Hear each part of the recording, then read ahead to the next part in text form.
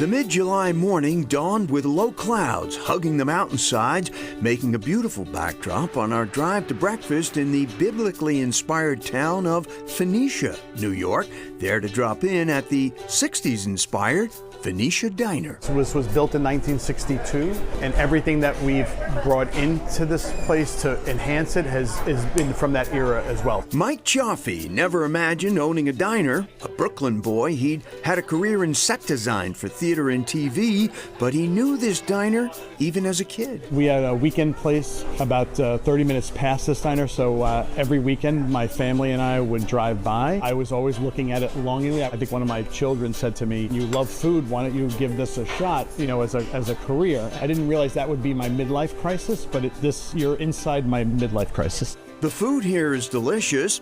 Not on the menu here, but priceless. The view. I look across the road and I think I'm so blessed to, have this view every day. From Phoenicia in the northern Catskills, we headed about 35 miles south. America has many regions known as belts, the Rust Belt, Sun Belt, Bible Belt, but here in the Catskills, the only region named for a cold soup and hot comedians. Welcome to the legendary Borscht Belt. I'll be here all week. It encompassed Sullivan and Ulster County towns like Ellenville, Liberty, Monticello, and Hurleyville, where in the years just before and after World War II, Jewish-owned resorts opened, catering to Jewish vacationers, and the nickname stuck. A nickname that was used to denote the fact that this was a haven for Jewish families from New York City who frankly could not go anywhere else to vacation. They weren't accepted in many places, the northern Catskills, and so they began to create their own vacation land. And the southern Catskills, we became a huge, huge place for people because of our proximity to the city. They could get out of the city. That's what it was, an escape into the country. They didn't have to hide their Jewishness. They could be Jews. As a boy, Peter Chester and his family made summer trips to the Catskills. His father, Leo, a Holocaust survivor, relished his visits there. He was free.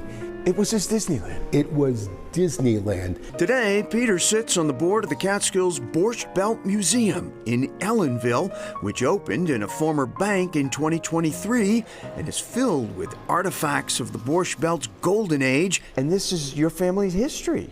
Not a Kutcher, but... Yep. But we knew the Kutchers, and imagine this lit up. Kutcher's Hotel was a landmark where author Lily Barish's grandparents, who met in the Catskills, would later work. My grandfather eventually became the maitre d' of Kutcher's Hotel. By the 50s and 60s, Borscht Belt resorts had mushroomed in both size and number, more than 500 hotels and bungalow colonies. Ellenville really was at its best when it was the hub of the Borscht Belt, surrounded by hotels. Elliot Auerbach is a museum board member and the former mayor of Ellenville, New York. I think that at one time there were 52 hotels within the 5-mile radius of here, surrounded by bungalow colonies, again within a 5-mile radius, that did so many different things for this area. It brought people into the area, but it was also an economic engine.